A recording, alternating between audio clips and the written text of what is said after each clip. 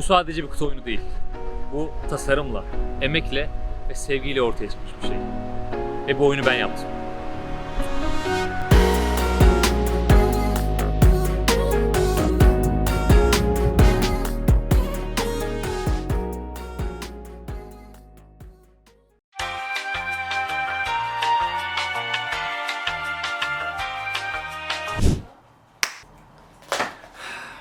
Bunların hiçbiri değil.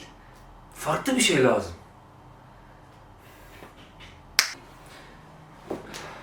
İşte böyle bir şey.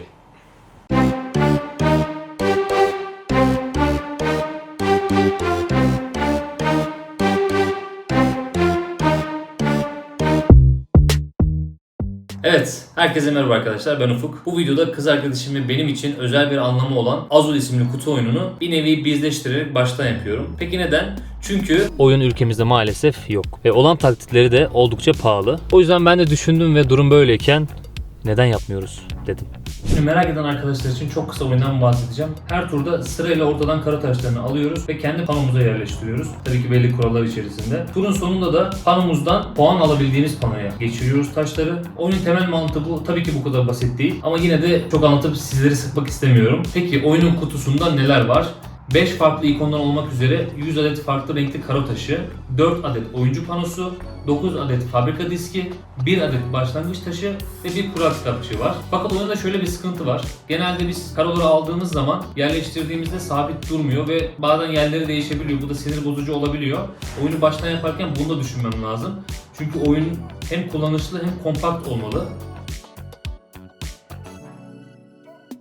İşe taşları modelleyerek başladım. Kız arkadaşımın sevdiği ikonları taşlara modelledim ve baskıya hazır hale getirdim. Sıra geldi panolara. Panolarda önce düz olanı yapmak istedim. Gerekli ayarları yaptıktan sonra baskıya verdim ve 47 dakikalık bir baskının sonunda ürünümü alıyorum. Gayet güzel oldu. Diğer panoda ikimiz için özel olmasını istediğim bir tasarım yapıyorum. Onu da hazır hale getirip baskısını alıyorum. Ama burada bir şey fark ediyorum ki yanlış bir tasarım yapmışım. O yüzden tasarımı değiştirip bir daha yapıyorum. Taşlar panoya gayet güzel bir şekilde oturuyor. Her şey tam istediğim gibi şu anda. Burada yapay zekadan yardım alıyorum. İkonları çizmesini istiyorum ve sonra tasarım haline getiriyorum. Panoya yerleşmesi için. Burası beni en çok zorlayan kısım oldu. Çünkü bir türlü tutturamıyordum ama sonunda tutturdum. Rengi hoşuma gitmediği için yeni bir filament sipariş ediyorum. Ve sonrasında tasarımda içime sinmeyen bir şeyler vardı. Sabit durmasını istiyordum panoların. O yüzden değişik bir yöntem arayışına girdim. Burada T şeklinde bir tasarım yaparak bunu çözmeye çalıştım. Fakat işler istediğim gibi gitmedi. Burada hevesli bir şekilde tablodan alıyorum ama fakat hayal kırıklığına uğruyorum. Sonrasında ölçüleri değiştirerek tekrar deniyorum. Tabii bu süreçleri ben hızlı anlatıyorum ama bunların her biri 1 saat, 1,5 saat sürüyor. O yüzden biraz yıkıcı olabiliyor. Umarım güzel basmıştır. Eğer olmazsa büyük hayal kırıklığına uğrayacağım. Yıkılacağım burada. Baskıdan alalım. Şu an ses güzel değil mi? Arkadaş ne olur yine olmamış olma ya. Ama ben daha sana ne yapayım be? Ne yapayım arkadaş ya? Onda 3 daha küçük yaptım seni ya. Ne olur bana bunu yapma arkadaş ya. Maalesef hayal kırıklığına uğradım. Üzgünüm. Vallahi üzgünüm. Normalde bakın bunu T yaptım ben. T şeklinde yaptım. Bu farklıydı biraz. Oh! Ya İsmail! Bu yine olmadı ya. Ne yapayım? Kovuldun lan. Çabalamaya devam. Ne yapalım ya?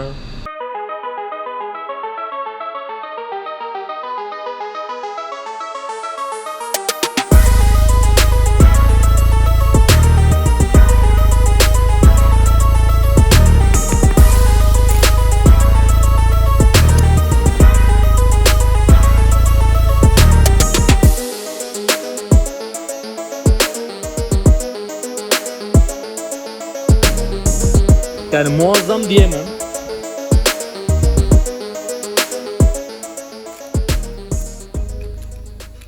Panoların birbirine sabit durmasını istiyordum. Bir sürü şey denedim ama bir türlü yapamadım. Birkaç tane farklı tasarım denedim. Bir sürü baskı aldım ama hiçbiri maalesef olmadı. Sonra ben de çözümü yapay zekaya sormakta buldum ve ona danıştım. Yapay zekadan bana şöyle bir fikir geldi. Mıknatıs kullanmak. Sonra ben de kullandım ve çok güzel oldu. 2 tane şu şekilde dosyam var. Şimdi ben şuralara mıknatıs yuvası yaptım.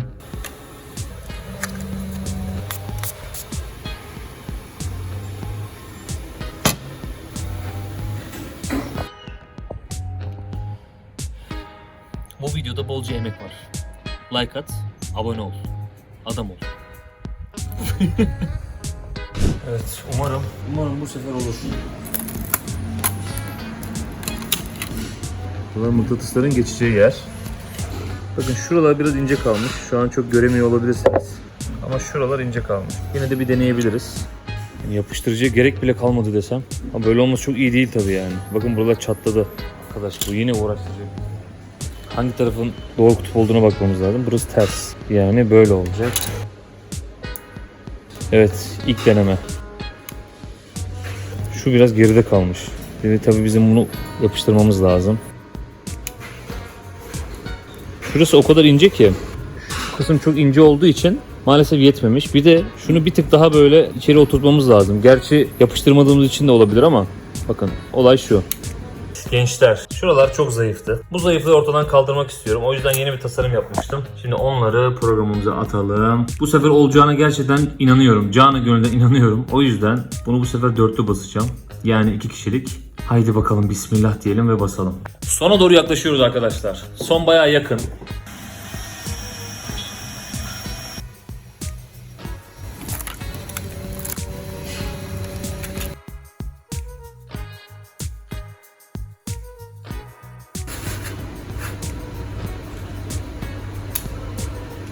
Çok iyi. Gençler tam istediğim gibi oldu. Tam istediğim gibi oldu. Şöyle. Tak. Tak. Cillop gibi oldu. Evet, Facebook'taki kutu oyunları topluluğu grubundaki Salih abinin önerisi üzerine renk seçeneği eklemeye karar verdim ve gayet iyi oldu. Evet arkadaşlar, sona doğru yaklaşıyoruz artık. Beğenip kanala abone olmayı unutmayın.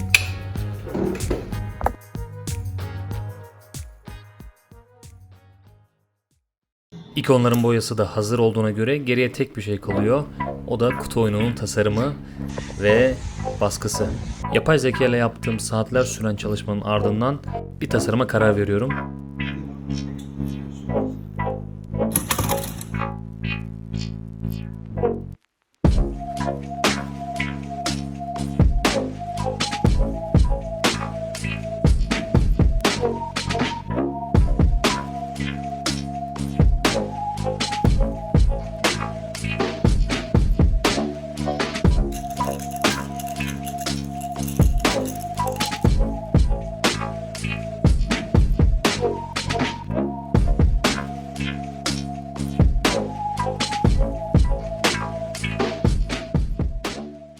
Oyunun genel olarak görünüşü bu şekilde. Şöyle katlanabiliyor gördüğünüz gibi.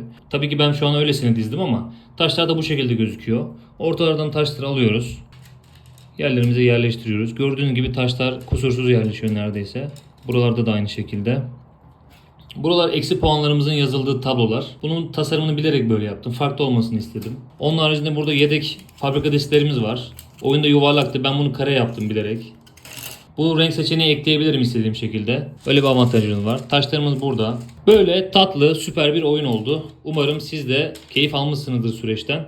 Teşekkür ediyorum. Evet, şimdi de gelelim istatistik kısmına. Bu kısmı bazılarınız çok seviyor biliyorum. Ben de çok seviyorum. Şimdi öncelikle yapay zeka ile olan konuşmamızdan bahsetmek istiyorum. Yapay zeka ile bu proje üzerine toplamda 302 mesajlaşma yapmışım. Ve yapay zeka benim için 56 görsel üretmiş. Ve ben de ona referans olarak 28 görsel atmış. Projeyle alakalı ilk konuşmamızın üzerinden tamına 44 gün geçmiş. Evet 44. Tahmini 12,5 saatlik bir konuşma yapmışız. Ve bu da 750 dakika yapıyor. Oppenheimer gibi bir filmi 4 kez izlemekle eşdeğer bu dediğim süre. Evet, şimdi de gelelim Sardalya projesinin maliyetine. Şimdi burada toplamda 365 TL'lik bir filament harcamam olmuş ve 1412 dakika yani 23,5 saat baskı almışız. Yazıcı neredeyse bir gün boyunca çalışmış. Toplamda 572 gram filament harcamışız ve bunun sadece 199 gramını projemizde kullandık. Yani geri kalan 273 gramlık bir filament tamamen boşa gitmiş demek oluyor bu da. Bu projede çok fazla hata yaptım. Defalarca kez baskılar yanlış çıktı. Yanlış çizimler yaptım. Kanala abone olmayı unutmayın. Videoyu beğendiyseniz beğenmeyi unutmayın ve yorum yapın. Gerçekten yorumlarınız benim için çok önemli. Cevap vermeyi de seviyorum. O yüzden bol bol soru sorun. Ben de bol bol cevap vereyim. Güzel projeydi. Güzel projeydi. Bu projede belki de en fazla keyif aldığım kısım gerçekten bir şeyi sonuna kadar getirmek, Ve sonra böyle baktığın zaman ulan bunun her bir taşını selam verdi bize minibüs. O yüzden böyle bir şeye çok emek verip onun tamamlandığını görmek benim için muazzam bir mutluluk kaynağıydı. Güzel olmuştur olmamıştır bu benim için çok önemli değil ama ben süreçten çok fazla keyif aldım. Çok heyecan verici bir süreçti. Ve tabii bir şey bitirdiğim için çok mutluyum. Çünkü bir şeylerin genelde sonunu getiremeyen birisiyim. Ama bunu getirmiş oldum. Sizlerin de yorumunu merak ediyorum. Bye!